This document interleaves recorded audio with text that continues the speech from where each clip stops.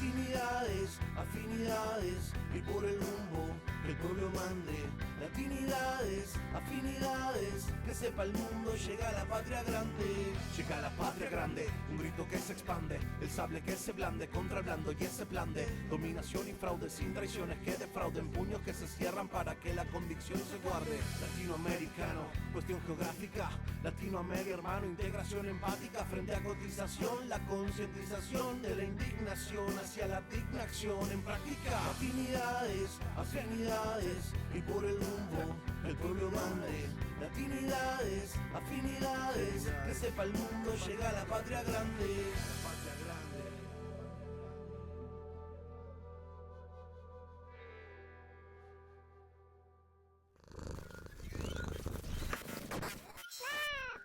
Buenas tardes, Italia. Buenos días, México. Desde el norte del país le damos la bienvenida a quienes nos ven en esta emisión de Latinidades. Gracias por acompañarnos. Están pasando muchas cosas en el mundo. El conflicto en Ucrania no termina y en Europa no saben si de plano intervenir para apoyar a Ucrania o aceptar definitivamente que esa guerra está perdida. Por un lado, acusan a Rusia de querer apoderarse de Ucrania y por otro, el dueño de Europa y su patrón, Estados Unidos, se quiere quedar con Groenlandia. Lo que pasa en Medio Oriente es terrible. El genocidio en Palestina y los ataques del gobierno genocida de Israel en Líbano, Siria y sus intentos por desestabilizar Irán. También lo que sucede en varios países africanos es muy preocupante. En América Latina, el imperio secuestró a Maduro y bombardeó a Venezuela. Sus amenazas contra Cuba, al que el imperio pretende ahogar en un bloque más que criminal, muy parecido al que hace el genocida Israel con los palestinos, y sus claras amenazas a mi país, México. Están también los crímenes de la Gestapo, el ICE en Estados Unidos y por supuesto el caso Epstein. ¿Qué está pasando? ¿Hacia dónde vamos? Para ayudarnos a tratar de responder a estas cuestiones, hoy nos hace el favor de acompañarnos una voz clara, precisa, contundente, una voz cuyos análisis geopolíticos son apabullantes, elocuentes y didácticos, por no decir ciertos. Fabricio Casari, gracias por estar con nosotros este día. Gracias, Abo Héctor, es un gusto estar contigo siempre. No, para mí es un honor y verdadero placer tenerte con nosotros en esta ocasión. Y vamos, dije, de un esquema muy breve, muy general de lo que está pasando, porque cuando yo platico con personas que estoy al lado, como que sienten que el conflicto a veces es, según lo que le dicen los medios, Venezuela, y no hay más. Y de repente, no, es Ucrania. Y de repente dicen Medio Oriente, pero Medio Oriente para ellos es Palestina en el mejor de los casos. No se dan cuenta todo el proceso de desestabilización que está llevando el gobierno genocida de Israel, como dije, en Siria, en Libia, cómo ya desmembró Somalia para crear Somalilandia y tener un lugar donde poner bases militares para poder atacar a Yemen, al que le tiene terror después antes del famoso acuerdo que no han cumplido. De hecho, nunca cumplen ningún acuerdo, ¿no? Entonces, y vamos, como que digamos que los medios son los que deciden qué es lo que está pasando. Pero cuando uno analiza y se da cuenta todo lo que no está pasando, entonces dices tú, ¿hacia dónde vamos? Porque, haz de cuenta, cuando empezó la guerra en Ucrania se hablaba de la posibilidad de una tercera guerra mundial. Si uno analiza lo que está sucediendo ahorita en todos estos lugares que mencioné muy brevemente, ya está una guerra mundial.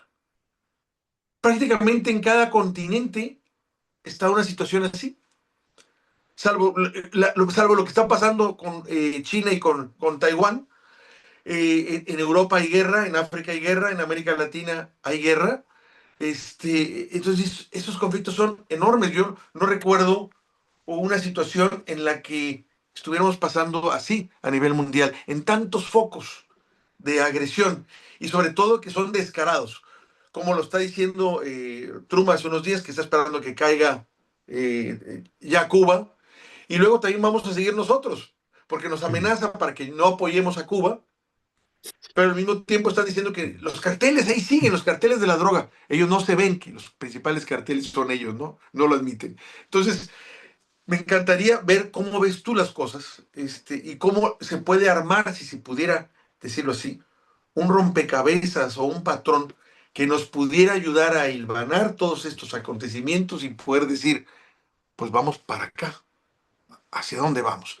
Nos queda claro porque totalmente siempre nos están diciendo todo el tiempo los analistas con los que hablamos, incluso otros con los que no, que Estados Unidos es un imperio en decadencia y que parte de ese proceso en decadencia es caer precisamente de la forma en que lo está haciendo ahorita. Yo no sé si la palabra decadencia se pudiera asociar con debilidad, porque realmente siguen haciendo mucho daño. Lo estamos viendo.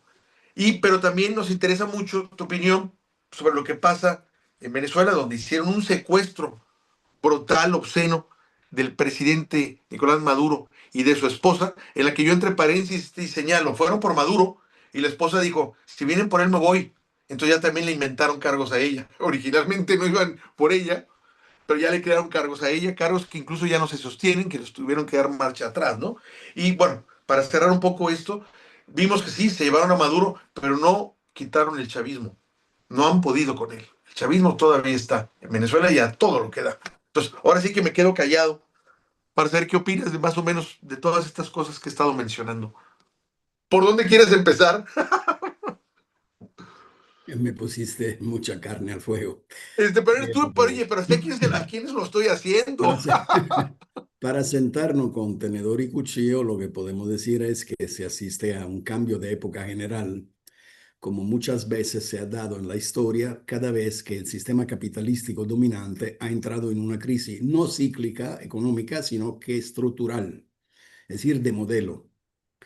Esto es uno de aquellos, y a esto se refieren todos los analistas, como bien dices, que consideran la de los Estados Unidos una brutal decadencia, una reducción fuerte de su influencia política y económica en los mercados, en los países, en los agregados de la comunidad internacional.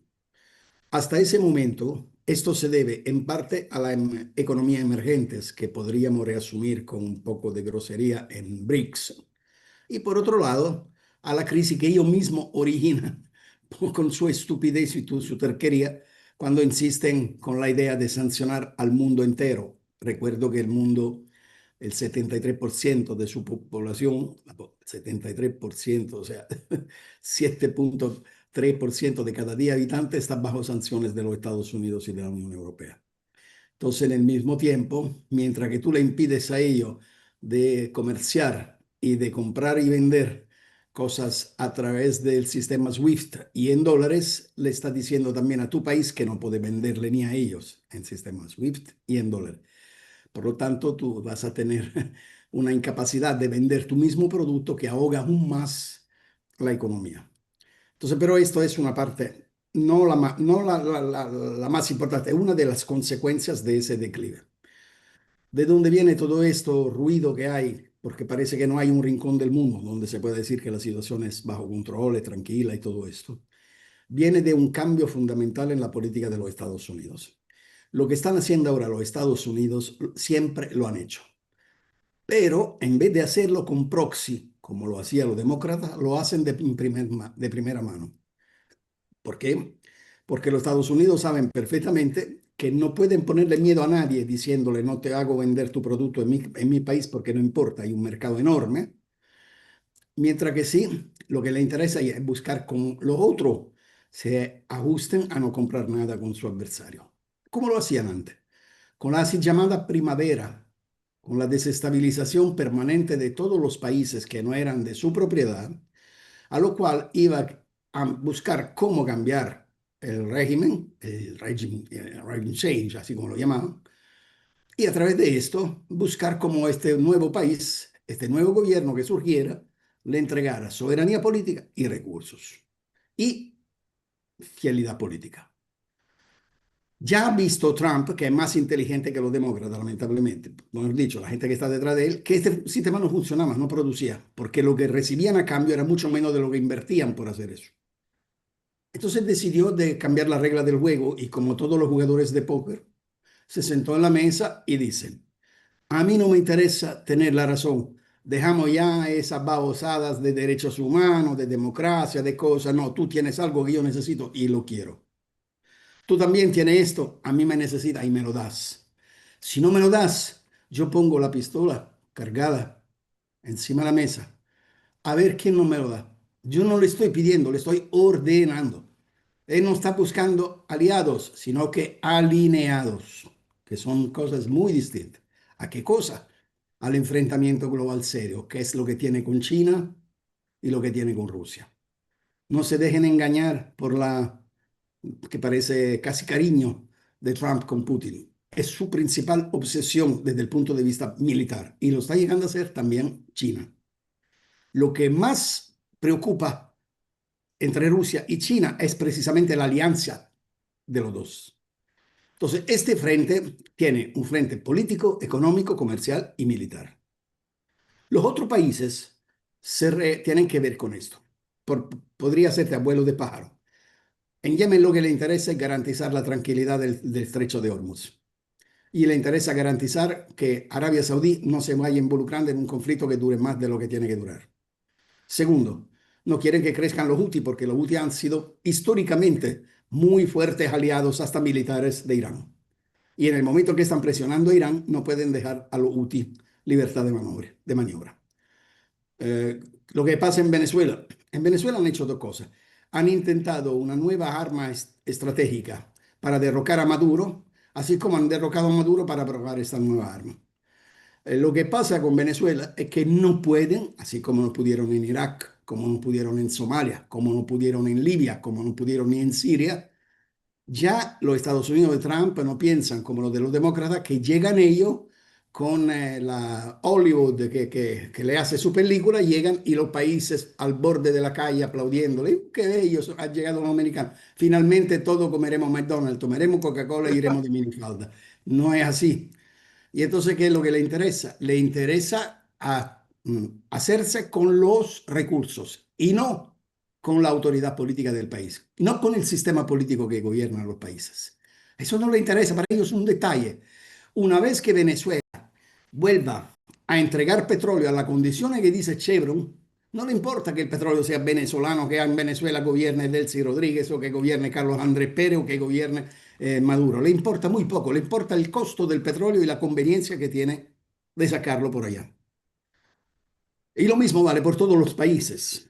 El problema es cómo se puede reaccionar internacionalmente a un atropello tan fuerte de los derechos humanos y del derecho internacional, tanto el consuetudinario como el comunitario, todo. Pues debería de haber una unidad internacional que rechaza las piraterías, porque de eso se trata, la piratería del actuar de este gobierno, lo que todavía no se ve, no se entrega.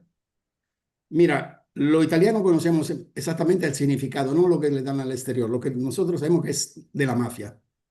Y lo que está haciendo Donald Trump es simple y sencillamente lo que hacen los mafiosos. Deciden ellos cuánto tú le debes dar, cómo se lo das y con quién puede negociar y con quién no puede negociar. El problema de los Estados Unidos es que en el enfrentamiento que tienen con China, saben perfectamente, China es el país número uno en el comercio por 138 países del mundo en un total de 194. Es decir, que tiene ya una fuerza comercial que no la mueves de ahí. Es el prestador de última instancia más importante que hay en el mundo, más del Fondo Monetario, más del Banco Mundial. Y esto no lo puede quitar ninguna locura que pase por Pennsylvania Avenue. No hay que hacer, es así. Entonces, ¿cómo se hace para revertir esta condición donde la economía china, por muchos aspectos, ya es la prima economía del mundo y por otro la segunda? Impidiendo que China comercie, impidiendo que China amplíe más su influencia política, porque ya está muy presente en África, está bastante presente en Latinoamérica, está presente en Europa. ¿Cómo se le hace? Se intentó primero con la política green, diciendo que había llegado el momento de buscar una producción verde, pues, porque China estaba sumergida de problemas ambientales. Luego, en 20 años, lo que pasa es que Pekín se ha vuelto una de las ciudades con el aire más limpio del mundo. Y los carros que hace 20 años, yo me acuerdo cuando decían que había una porquería chatarra, se decía, hay cosa china. Ahora somos nosotros que vamos donde los chinos copiándole cómo se hacen las cosas, porque la hacen mejor que nosotros. Hace 20 años, China estaba con no sé, un platillo de arrocito blanco. Ahora 18 de los primeros 70 hombres más ricos del planeta son chinos. Y han sacado de la miseria casi 900 millones de personas. Ya solo Muchísima por gente. eso habría que decirle, hombre, esta gente encontró la llave para abrir cualquier puerta. Este sistema merecería un homenaje, merecería de ser estudiado. ¿Cuál es la diferencia que ese sistema tiene con el sistema capitalístico internacional? Que en el sistema capitalístico lo que manda es la economía y por lo tanto los grupos que dominan la economía y mandan encima de la política. En China la política manda la economía. Es completamente diferente. Es un socialismo de mercado y es otra cosa que el capitalismo. Acuérdate que en la historia, Héctor, el capitalismo todo pudo aguantar, hasta la parte más asquerosa de su entraña, como el nazismo, el fascismo. Lo que no pueden aguantar es que tú le ponga en discusión la idea que el capitalismo domina el mundo. Cuando se dan cuenta que esto está por darse, entonces son capaces de desencadenar cualquier cosa, porque prefieren perder hasta la vida que no perder el dominio. Esto es fundamentalmente lo que está sucediendo. Entonces, para terminar, lo que hace Trump es que él busca toda la área de crisis, toda la área de contencioso, no sé si se dice en español la palabra, de confrontación, digamos, entre Estados ¿Sí? Unidos y otros países, va allá y busca resolviéndole directamente, de cara a cara, diciéndote, y aquí tengo mi pistola en la cara. ¿Lo quiere resolver con la buena o con la mala? Lo divertido sería que si todos le dijeran preferimos por la mala, él no sabe ni cómo hacer, porque no tiene ni el dinero para mover tanto ejército. Porque la situación de los Estados Unidos es de verdad muy severamente, muy difícil. Están con 38.500 billones de dólares de deuda y por cualquier otra economía del mundo se hablaría correctamente de default, porque ya no está en capacidad de pagar su deuda. Los Estados Unidos pierden 3 millones de dólares al día de deuda, incluyendo 700.000 dólares solo de interés al día que pagan. No hay perspectiva de recuperación, porque todo lo que se produce y se puede vender, en primer lugar, se produce afuera. Ya los Estados Unidos no producen nada, ellos compran. Y en segundo lugar, aunque lo producieran, no sabrían a quién venderla precisamente porque, como te decía antes, el 73% de la humanidad que podría comprarla está bloqueada, está bajo embargo. Deberían de cambiar completamente su línea política, pero si cambian su línea política no va a ser gratis, porque deberían de decir, somos el país más poderoso del mundo, exigimos tener una posición de relevo, pero no podemos negar que tanto China como Rusia, como Brasil, como Sudáfrica, como India, como grandes países, tengan el derecho de coparticipar multilateralmente a la gobernanza del mundo. Pero si tú le quitas el dominio de la gobernanza del mundo, los Estados Unidos se hunden. Siempre recuerden que son el 4% de la población mundial que producen el 21% de la riqueza mundial y gastan el 54% de la riqueza mundial. Esta diferencia entre estos datos es imposible de marcar, al no ser con la fuerza. De último, podríamos ver cómo es la historia de ello. Ese año cumplen 250 años de historia. Sin guerra han pasado 18. De 250 han sido solamente 18 años sin guerra. Es decir, que para los Estados Unidos la guerra, la movimentación militar, el gasto militar es el volano central de la economía, así como lo llamó Eisenhower del complejo militar industrial. Si no hay guerra, los Estados Unidos mueren. Debe haber guerra para que la economía de los Estados Unidos siga caminando. Vaya. Vaya, nos estás platicando un tema por lo que lo estamos viviendo ahorita y que no se le ve una solución de paz, una solución tranquila, una solución en la que no haya muertes, destrucción. Ya eso ya es terrible. O sea, para que si el sistema funcione o ellos se mantengan, se necesita llegar a una guerra. Habla de que hay mucho problema ahí y que es un sistema que realmente solo, en el mejor de los casos, beneficia a las empresas que venden el armamento, pero no al resto del mundo.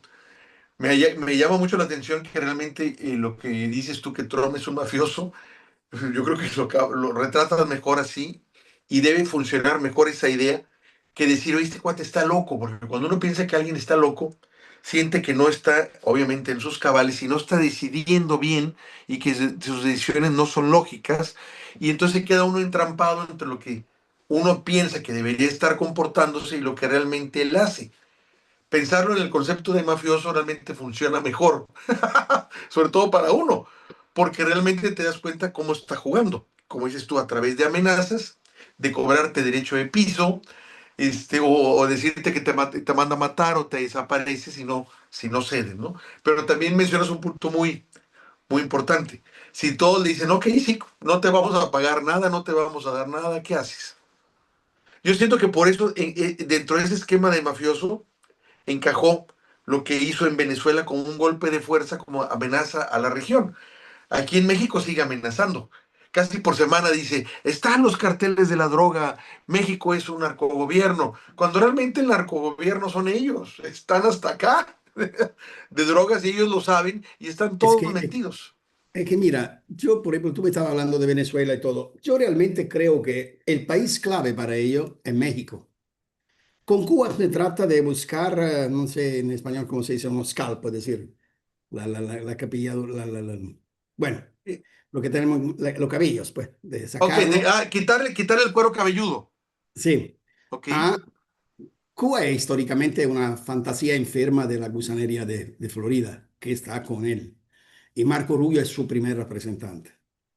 Pero el tema interesante es, y también el desarrollo que podría tener una victoria política contra Cuba es enorme para su modelo. Claro. Pero el meollo del asunto está en México, porque México reúne tres elementos fundamentales en la estrategia de Trump. En primer lugar, te quiero decir, de que Trump ha sido elegido cuando tú lo has visto un día dedicarse a la economía nacional. Jamás. Él solo se trata de inmigración y política exterior. No habla de ninguna otra cosa porque no tiene la menor idea de lo que hacer. Ujú. Pero México reúne el problema de la inmigración para ellos, reúne el problema de la frontera compartida con Latinoamérica y reúne una cuestión muy seria, que no es capaz de controlar esos 20 y pico mil kilómetros de frontera compartida. No es capaz. México tiene, entre algunas buenas suertes, lo que no puedes usar una fuerza demasiado importante desde el punto de vista militar, porque la eco la tendrían ellos mismos. Es decir, si tú tiras algo en el territorio de México, eso es digamos así, la consecuencia la sientes desde el paso para arriba. Pero el problema verdadero es el petróleo de México. Trump quiere hacerse otra vez, como fue hace 40 años, 30 años, con el petróleo de México. Quiere hacerse otra vez con la reducción de México de primer aliado de la región, pero aliado en el sentido que dicen ellos, como alineado. Alineado. Y sobre todo, el tema es, México tiene un lugar relevante en la producción de automotriz.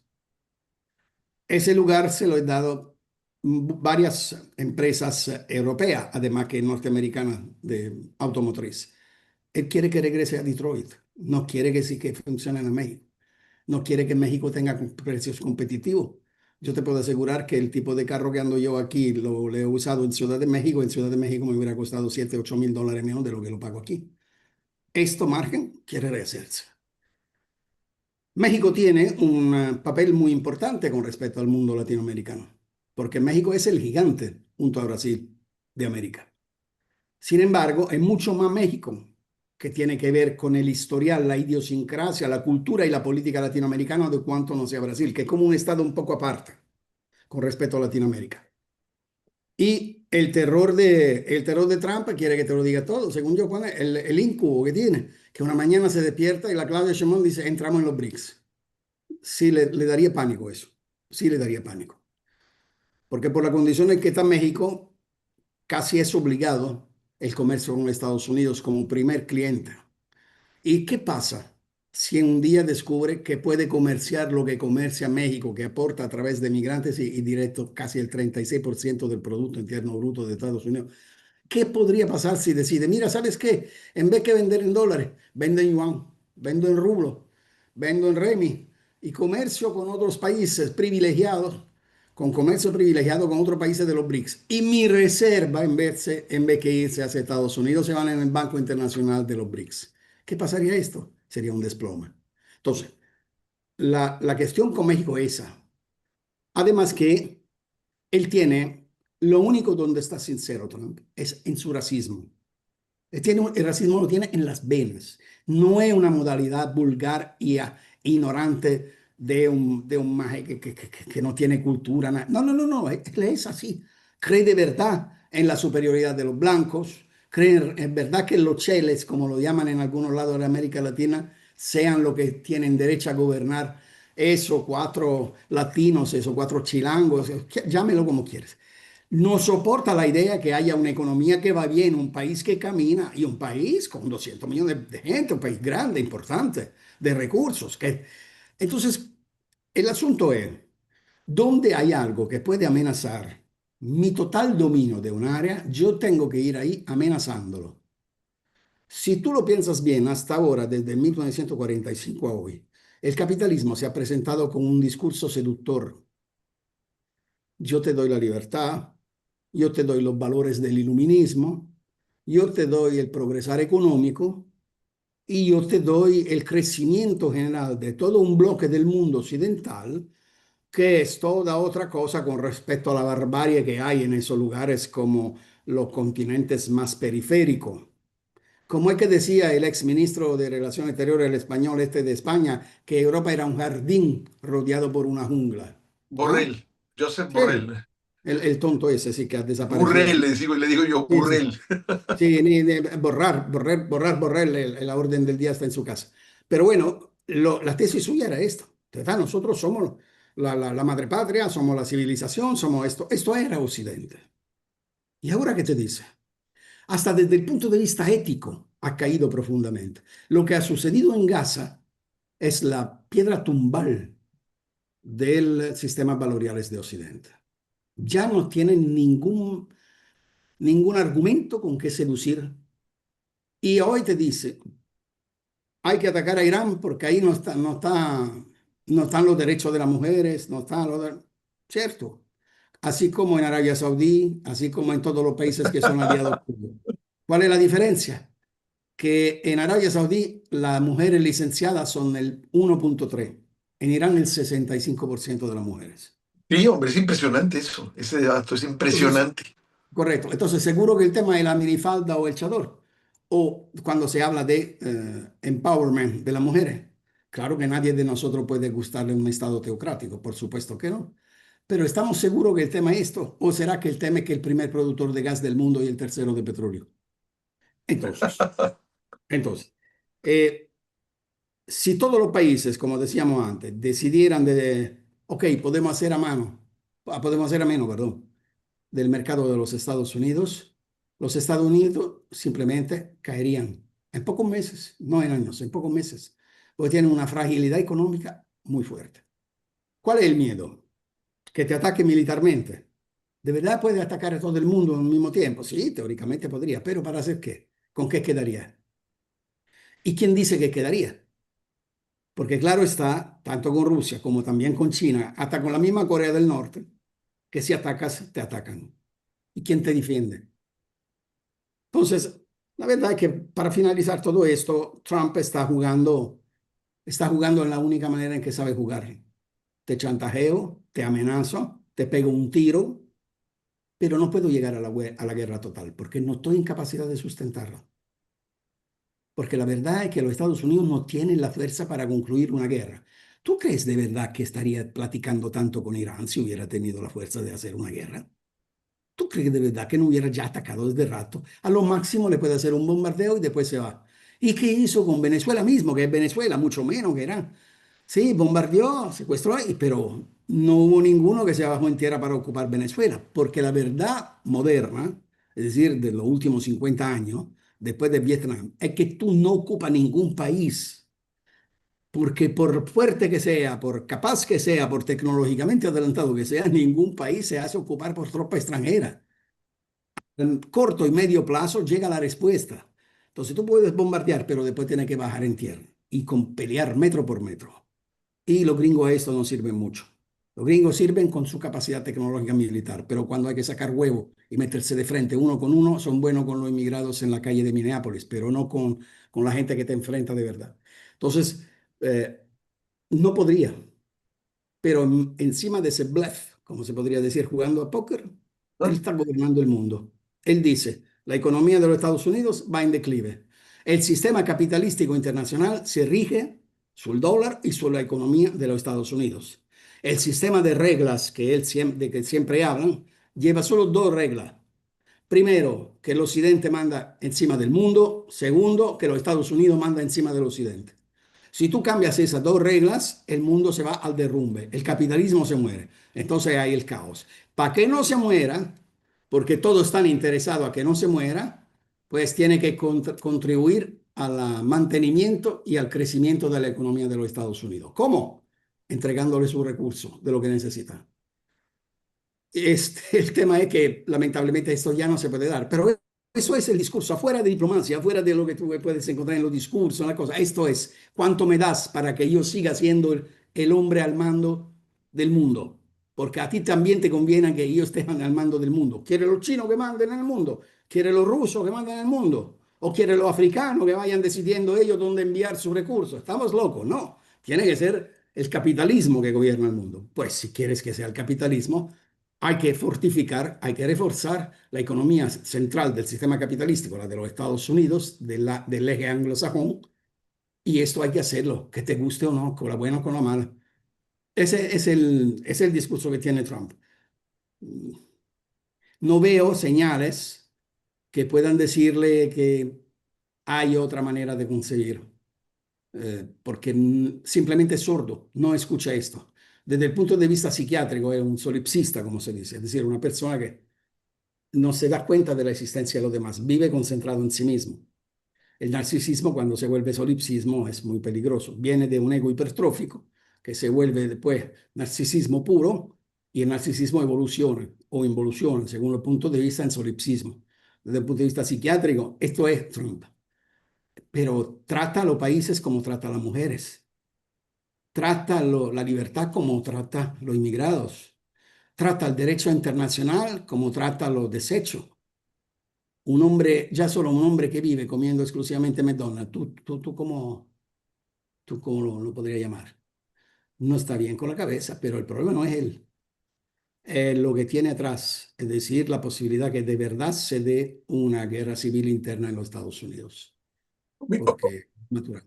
Ahorita tocaste un punto que yo lo he visto así, lo he mencionado, de que incluso me atrevo a decir que ya empezó esa guerra civil, no a nivel de gran intensidad, pero al ver cómo la gente sale a manifestarse en masa con un invierno muy duro y muy crudo, que originalmente te diría, oye, no, hombre, está haciendo mucho frío, estamos a -10, -20 grados, ¿qué voy a salir de ahí si está todo nevado? No puedo ni moverme. Y la gente con todo eso sale a protestar.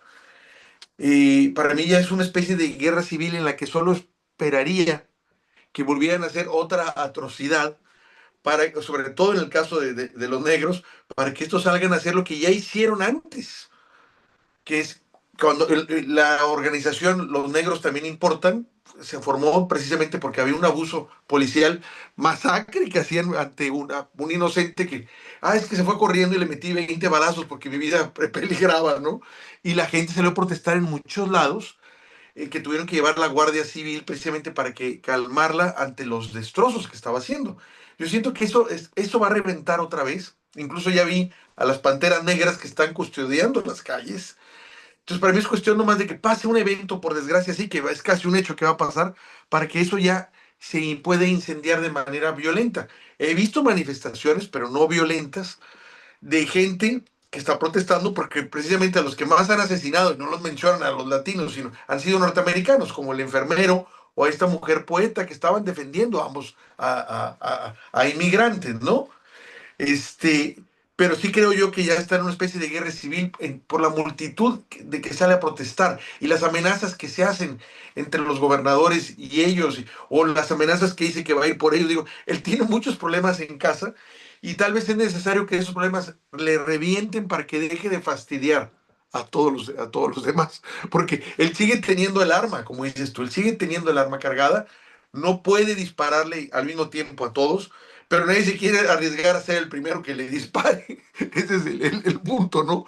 Entonces yo sí veo un conato de guerra civil muy fuerte que para mí ya empezó en mi idea personal. Solo falta de que se haga un error ahí con la comunidad negra, no con la latina. La latina le hacen lo que quieren. Ahí lo dijiste, exactamente. Lo escribí hace 2 semanas en un artículo, que hasta el momento ese mecanismo de Minneapolis y Lice se mantienen porque hasta el momento no han matado a un negro. ¿Qué pasaría el día que la comunidad negra se sienta amenazada directamente y no la latina? A esos 4 idiotas de latino que están allá, que la mayoría votó por Trump, le están dando la moneda que le toca. Vamos a ver Claro, cómo.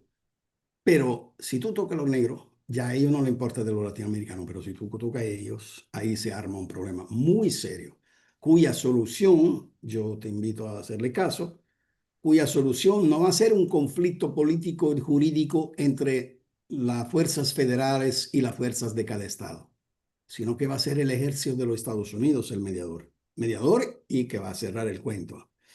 Porque está claro que hay un proceso de golpismo acelerado cuando Trump dice, las elecciones están manoseadas cuando la ganan los demás, está cierta cuando la gano yo. Si este quiere decir que no va a reconocer ni los resultados de Middleton, ni los resultados que habrá dentro de 3 años, de aquí a casi 3 años, está cuestionando fuertemente el mantenimiento del sistema. Y cuando se pone en cuestión el sistema, digamos, el aparato militar y financiero sobre el cual el sistema se rige, no lo va a poder aceptar. En este momento, tanto la fuerza, sobre todo Israel, como otras fuerzas financieras ligadas al lobby judío, ligadas a un mundo que ha decidido aprovechar la conjuntura internacional para dar el espaldarazo a resolver el problema palestino de una vez por todas, concentrar la fuerza de la derecha a lo más que se pueda y arreglar el tema de quién detiene las levas principales del poder, lo está haciendo. Y hasta el momento le parece de haber ganado. Pero estas no son batallas que se ganan de una vez por todas. Y la parte del Deep State, que es víctima de este cambio de correlación de fuerza, está buscando cómo cambiarla a su vez. No existe un capitalismo unívoco, no existe un modelo de dominio internacional dentro de los Estados Unidos con una sola cara y con una sola sensibilidad cultural y financiera. Hay varios que gobiernan hasta que coinciden en los objetivos generales. Cuando el objetivo primario, es decir, la salvaguardia de los mismos Estados Unidos al frente del capitalismo mundial, está puesta en discusión seriamente como modelo, ahí se arma algo que no se puede predecir y que es muy difícil de adivinar quién gana. Lo que sí es fácil de adivinar es que se derrumba el modelo de los Estados Unidos. Entonces, esto es un tema, además que la política internacional. Trump habla todos los días de política internacional porque si habla de política interna, la gente le dice, ¿qué coño está haciendo? ¿De qué ha llegado? Todo va peor. Entonces, eso no puede decirlo.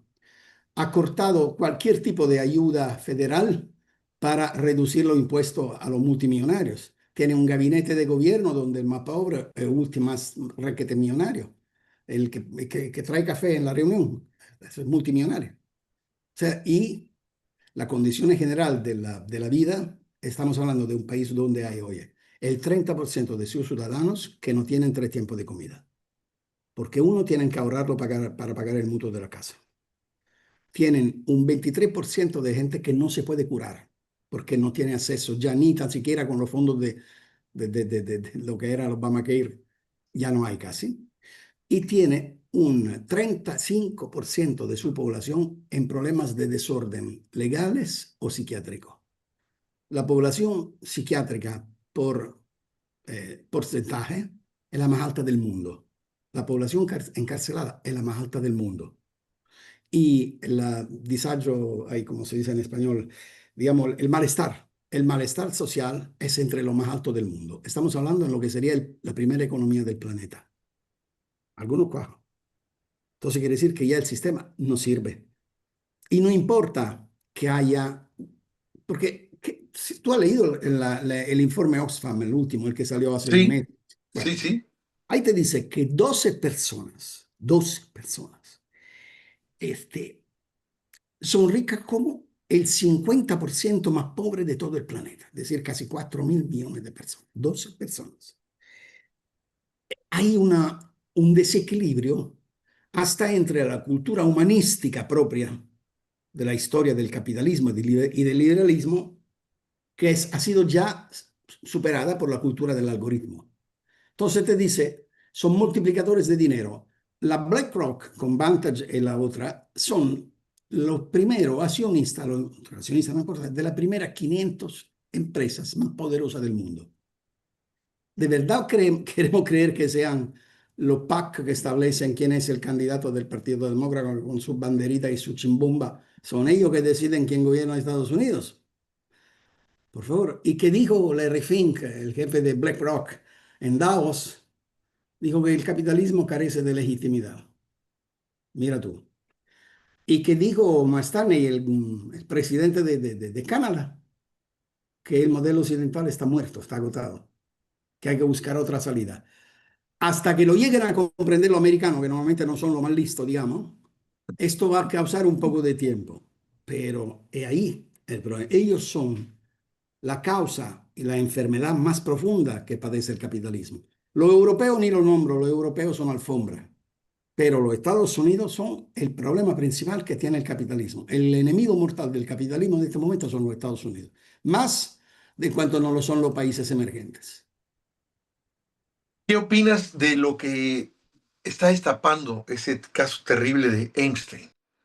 De todas las personalidades involucradas, en la que ya se dice, oye, no hay ninguno de izquierda ahí, no se mencionó a Fidel Castro, no está Raúl, no está Díaz-Canel, no está Maduro, no está López Obrador, no hay nadie de izquierda ahí, nomás ellos, pura derecha, y que esa indignación que causa, porque tú ves cada vez cómo revelan, incluso que Einstein decía que iba a haber, como que él preguntaba que sus inversionistas querían saber si realmente la fecha de la Tercera Guerra Mundial iba a ser el 26 o 28 de febrero. Ya manejaban una fecha así, creo, en uno de los correos viene así, o sea, como que vamos a hacer una tercera guerra mundial y dice, avísame, confírmalo o no, porque están mis inversionistas preguntando, y dices tú, ¿qué pasa? Pero al mismo tiempo de que te causa escozor, incluso acusaciones de, no solo de abusos de niños y de niñas, sino hasta de cosas de canibalismo, lo que noto yo es que la gente dice, oye, esto no es suficiente realmente para que caigan toda esta bola de criminales. Nos molestamos y todo, pero no logramos que se vayan, ahí están. ¿Qué opinas de esto? ¿Cómo ves este caso? Que el chiste por lo cual nadie de izquierda está ahí no es un chiste, es de verdad, pero tiene una explicación que no es política, es psicológica. Cuando tú tienes una idea del poder por sí mismo, de la búsqueda del mando y no del gobierno, cuando tú tienes una idea de satisfacer tu poder no por imponer tu visión, sino que por tu capricho, cuando tú piensas que tienes el derecho de vida o de muerte, porque eres superior, eres un suprematista y eres convencido de ser una raza distinta, y cuando tú tienes esta opinión del mundo y de la vida, no puedes que ser de derecha, no importa que te llames demócrata, republicano, como te llames, de derecha dentro, tener el alma podrida. Cuando ese nivel de perversión alberca, es porque fundamentalmente tiene en la enfermedad de la concepción del poder tuya personal con lo demás, todo lo que viene. Por ejemplo, es indudable la naturaleza asquerosa de la relación sexual con el otro cuando tú estás dispuesto a violar, cuando tú estás dispuesto a matar, cuando tú estás dispuesto a rito satánico y canibalismo, hermano. Y la verdad es que yo creo que el mundo queda tan así sorprendido por tanta cosa malvagia, no sé cómo se puede decir en español, o sea, una cosa aterradora, que todavía no han entendido bien qué se está dando. Cree que está en Salò y las 120 días de Gomorra de Pierpaolo Pasolini. No, no, no, no, no. Estás en la manifestación más pura del capitalismo, donde la concepción darwiniana, es decir, solo el que resiste, que puede, sobrevive, es fundamento. La idea que tú puedes comprarte a una niña, pagarla, había 1.200 víctimas en esto. Y a mí no me vengan a contar con Epstein, que me cago en la risa. Ningún hombre, por poderoso que sea, tiene un tráfico de 1.200 niñas dispuestas a hacer cualquier cosa y hasta si quieres poder matarla y hacerla en pedacito en tu isla. No, esto todos sabemos que la dirección de todo esto es del Mossad de Israel. Epstein era un hombre del Mossad y el papá de Ghislaine Maxwell, su mujer, ha sido un histórico funcionario del Mossad. Solo te digo que cuando fue el entierro suyo en Israel, Shamir, aquel entonces primer ministro, habló a su entierro y dijo, no podemos aquí revelar lo que hizo, lo importante que hizo este hombre para Israel. Así que estamos hablando de un hombre que ha sido posiblemente reclutado por el papá, por el suegro, se ha metido. Este hombre era un profesor de matemáticas sin tener tan siquiera una licenciatura. ¿De qué palo se hizo multimillonario, inversor? No hay ningún capital conocido que se pueda reconducir a él. No hay ninguna sociedad reconocida que se pueda reconducir a él. Él era solo, le daban una consultoría con alguna sociedad de aquí y allá. ¿Y cómo podía hacer tanta riqueza? Y atraía los hombres más poderosos que tenían en los Estados Unidos y en Europa. Lo atraía, le enseñaba la posibilidad de desahogar todos los instintos más bestiales y carruña que tenían dentro para después filmarlo y chantajearlo. Este hombre tuvo una gran debilidad. Tuvo por los huevos a más de 50 personas entre los más poderosos del mundo. ¿Y cómo movía esa pieza? Bueno, por ejemplo, en el caso de Mendelssohn, el ministro inglés, se hacía decir con antelación cuál era la maniobra que iba a utilizar la Banca Central de Europa, Banco Central de Europa para mover capitales frente a la crisis. Ellos invertían allá, compraban allá, insider trading, como quiere llamarlo, y se llenaban de dinero. Por otro lado, le decían cuáles eran las decisiones políticas que iban a darse, dándole así la posibilidad a su dueño de tomar todas las medidas correspondientes. Pero de ahí pasaban a otro. Cuando tú llegas a pensar que la vida tuya puede disponer de la vida de los demás, simplemente haciendo así o haciendo así o haciendo así, quiere decir que ha llegado a un nivel de aberración tal, total, a una mentalidad enfermiza, brutal del poder, que esto solo lo puede tener dentro de un sistema de valores desviado, que piensa que con el dinero todo se puede comprar y que quien más tiene dinero más tiene derecho a mandar.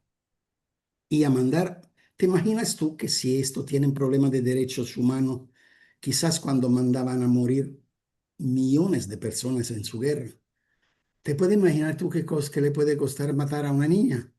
Se mata de mandar. ¿Qué puede costarle a Epstein ver una niña que se muere cuando en Gaza haya habido cuánta quería? Creo casi 50.000 entre niños y menores que se han muerto. ¿Qué le puede dar? Y superar con, uf, con sobre a la frontera entre el legítimo y lo ilegítimo, entre la moral y el moral y la moral. Esto es uno de los gustos preferidos desde siempre de los detentores del poder y del imperio. Normalmente no termina bien con eso, pero quiero decirte que la sexualización del poder, la sexualización enfermiza del poder, la voluntad dionisíaca del poder siempre ha sido un elemento fundante de toda la clase de dirigentes que han pensado que el dinero sea el alfa y el omega de la vida y de la existencia humana, que la gente no cuente nada, que no hay valores, que el valor de la vida se cotiza simplemente a partir de qué grado de riqueza puede producir y que si no puede producir riqueza, mejor destinarla para los juegos. Esto es, los antiguos romanos no eran diferentes, los faraones no eran diferentes, los ritos tribales nunca han sido diferentes. Se llaman nada más tribu tecnológica, pero son como tribus iguales. Son el asco del mundo, así como creo yo que del capitalismo solo puede salir eso. No hay ninguna versión light, no hay ninguna versión buena cuando una ciencia económica, una doctrina económica nace con la idea que el objetivo es tener una gente con mucho dinero y mucha más gente con poco dinero para que esta gente con poco dinero exista. De ahí puede venir todo. Si tú vives gracias a la vida de los demás, de ahí puede venir todo. Cualquier aberración. Me dejas, bueno, con cierta esperanza de que la gente realmente esté tan en una actitud de estupefacción, así de que no damos crédito a lo que está pasando y que después vamos a tener una conciencia y vamos a proceder, pues obviamente, a decir, oye, que esta gente se tiene que ir. Para empezar, Trump, que eso, ya él es el primer presidente delincuente que ocupa el cargo. Yo digo, todos llegan y se vuelven, son criminales una vez que terminan el cargo y lo están o lo ejercen. Pero este llegó desde antes, ya y era Pero convicto. cómo es posible que un hombre condenado por violación sexual, por abuso sexual, le dice a los iraníes, tienen que respetar a las mujeres? ¿Tú te das cuenta? O sea, tú te das cuenta de la paradójica. Entonces, si esto es, simple y sencillamente nos están acostumbrando, como la teoría del sapo hervido, poco a poco, que nos acostumbremos al calor hasta cuando nos quedemos quemados y ya no queda nada. El tema que tenemos que interrogarnos es uno fundamentalmente: el control mundial que ejercen sobre la prensa global hace de manera que ese escándalo sea tratado en mínimos pedacitos, en conexiones que no existen, hasta incluso buscando a quién poder echarse parte de la culpa. Pero no hay un órgano de prensa que salga y que diga, señores, este hombre tenía una capacidad tal de dinero, de organización y de cobertura, que por supuesto que no era solo, que por supuesto ocasionaba a la orden del Mossad. ¿Quién decidía cómo terminaba la carrera política de lo que se acercaba al acercarle le decían no gracias y le rechazaban su... ¿Quién lo decidía? Epstein. Ese hombre no estaba en capacidad de hacer ni el 1% de lo que hizo. Si no hubiera tenido detrás una maquinaria operativa eficiente, con dinero, con recursos, con personas que le podían garantizar toda esa operación. Y con eso Israel se ha comprado con chantaje y con dinero, con corrupción, se ha comprado la maquinaria del sistema político, económico de los Estados Unidos. Lo ha hecho a través de su fundación bancaria y a través del Mossad. Y hoy podemos decir con claridad que todo lo que han pensado que Israel vivía así porque los Estados Unidos se lo permitía, han pensado solamente el 50%, porque el tema no es que Israel obedece a los Estados Unidos, sino al revés, es que los Estados Unidos obedecen a Israel. El mando del sistema capitalístico en la parte más horripilante de su historia es precisamente de Israel. Los Estados Unidos siguen con la intendencia, pero fundamentalmente el que rige el mando del sistema capitalístico, que son tres países: Israel, Estados Unidos e Inglaterra. Israel lleva un rol particularmente importante y chantajea a los Estados Unidos, que no mueve ni una pieza si Israel no está de acuerdo. Anda, vete quién es el hombre más poderoso de la administración Trump, y va a ver que no es ni él, ni Vance, ni mucho menos Rubio. Es Kushner, el hombre que decide qué sucede con los Estados Unidos. Un cipote de poco más de 30 años, que no tiene especialidad alguna, aparte de lo de ser el hombre de garantía de Mossad dentro de la Casa Blanca. Entonces, si uno no quiere verlo, continúa a pensar que es un escándalo sexual. Si uno quiere leer bien y en transparencia entre las líneas, se da cuenta que es un escándalo político, además que sexual. Que es un escándalo que revela el monstruo de verdad, la cara de verdad del sistema dominante. Esto es. Fabricio, de veras te quiero agradecer esta charla que nos diste, que es toda una cátedra. Siempre cuando hablamos contigo es una cátedra, aprende uno muchísimo. Nos dejas pensando mucho después de la charla y ver cómo van hilvanando las piezas. ¿Qué crees que pase ya para cerrar? O sea, vemos todo lo que está pasando, pero ¿tú qué esperarías que los pueblos del mundo, así como salieron a protestar a favor de Palestina, y los gobiernos democráticos que viven del dinero que estas personas pagan, los mandaban a reprimir? ¿Cuál libertad de expresión? ¿Cuál respeto a los derechos humanos si un mismo gobierno reprime a sus connacionales que protestan por el genocidio en Palestina? Digamos, menciono esto porque esperarías que los pueblos del mundo hicieran algo a decir, oye, no queremos estos líderes, esta gente se tiene que ir, ya nos hartamos, ¿O espera realmente que sea otra vez una normalización de los Decía Antonio abusos? Gramsci, perdóname la referencia nacionalista, decía Antonio Gramsci que cuando una época se va, cuando lo viejo se va y está llegando el nuevo, y todavía pero no ha llegado el nuevo, en ese lugar de medio, donde ya no está el viejo, pero todavía no está el nuevo, es ahí que se forman los monstruos. Y eso es lo que se está dando ahora. Pero te puedo decir, como para concluir, un dicho famoso que hay en los Estados Unidos que dice, tú puedes engañar a una persona por un día y puedes engañar muchas personas por un día, pero no puedes engañar a todos por todo el tiempo. Esto es mi esperanza, mi única esperanza. Yo ya estoy viejo para ver un resurgimiento de quién sabe qué, pero esa es mi única esperanza. Que el mundo de repente se dé cuenta que un sistema que produce estructuralmente explotación, marginalización y empobrecimiento masivo para garantizar fortunas inmensas a pocos, es un sistema que de sus características fundamentales, de su DAN, diría yo, te dice que es un sistema antihumano, que no está hecho por la humanidad.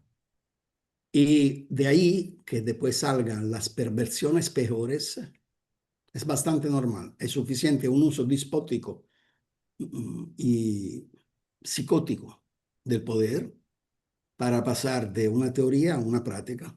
Y las aberraciones no son el pus que sale de la infección del sistema, son el sistema mismo. Va. Te agradezco de veras esta charla, tu frase es muy contundente y yo creo que con eso cerramos porque es muy, me retumbó. No es la causa, es en sí el sistema, ¿no? Ya no sé si reírme a veces, vamos, ¿o qué? Porque no veo las cosas fáciles, no veo, hay cosas buenas, sí, sí las hay, pero en este momento estamos avasallados por todas las malas que están saliendo. Y que, digamos, que nos dejan saber, porque hay muchísimas más que ni no nos enteramos hasta que suceden, y otras ni nos damos cuenta realmente cómo se originaron.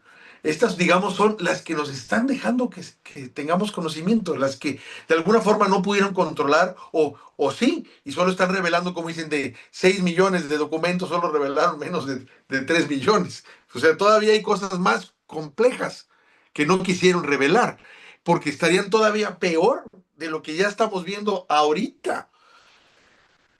Vamos, es terrible, es terrible. Yo esperaría, como dices tú, que realmente la gente reaccione, porque ahorita todavía veo que gente que está consciente dice, ahora sí que, ¿qué teoría de la conspiración mayor es que estos revelen lo que hacen y no pase nada? Que la gente diga, oye, sí, mira qué mal, y nadie haga nada. Me refiero, todavía no hace mucho, que fue, creo que fue el siglo pasado, en un evento que sucedió muy lamentable en la guerra de Bosnia, un primer ministro, que no recuerdo si creo que era de Holanda, en la que sus hombres que estaban a cargo de defender allá a una población entera, a un pueblo entero, llegaron los criminales que después fueron juzgados y les dijeron, me los entregas, porque me los entregas, ellos no los defendieron, los entregaron, y entonces no solo renunciaron los militares y el de defensa, sino también el primer ministro por vergüenza. No me acuerdo de eso, no sé si te acuerdas tú de ese evento en la guerra de Sí. Bosnia, y renunciaron por vergüenza. Y hoy sí, o sea, no era él el encargado, era el militar que tenían allá, pero hasta ellos dijo, renuncio porque esto no está permitido, no estuvo bien, debimos de habernos enfrentado para defender a esta población, que se entendía que estaban en seria desventaja numérica, y por eso dijeron, no, pues mejor llévatelos y nosotros no nos hacen nada. Pero aún así dijeron, renunciamos porque por vergüenza, por poner un ejemplo, por vergüenza. O aquellos ministros de Inglaterra que se les descubría que habían andado teniendo relaciones sexuales con un espía y que por vergüenza renunciaban. El caso Profumo, por decirlo así, ¿no? Allá en Inglaterra, todavía el siglo pasado, los años. Es que si Pues, no existe la vergüenza, ¿cómo hacen a renunciar por la vergüenza? entonces digo, ¿y ahorita qué pasa? ¿Qué pasa? Y lo que está pasando es todavía más brutal, más obsceno, más grosero. Y digo yo, ¿qué pasa? ¿Qué está pasando, no? No, no sé. Esperaría que realmente nosotros digamos eso, el hasta aquí, te pasaste del límite y estos son los límites a lo que estamos viendo, que ellos no los tienen y que si no reaccionamos van a seguir y seguir y seguir. Fabricio, te mando un abrazo y te agradezco de veras que nos des esta oportunidad de hablar contigo. Yo lo agradezco de corazón porque son, como dije, son didácticas, aprende uno mucho, por no decir que estás diciendo la verdad, porque lo que dices es totalmente cierto, ¿no? Así Vos son las siempre sos muy cosas. gentil. El abrazo te va de regreso, hermano. Te lo agradezco. Estamos en Hasta contacto. la próxima, cuando quieras. Hasta la próxima. Gracias. Chao, chao, chao. Chao. Ya, a ver si ya cortó. Ya. No, ya. Listo. ¿Eh? Sí, lo ponemos mañana. ¿Eh?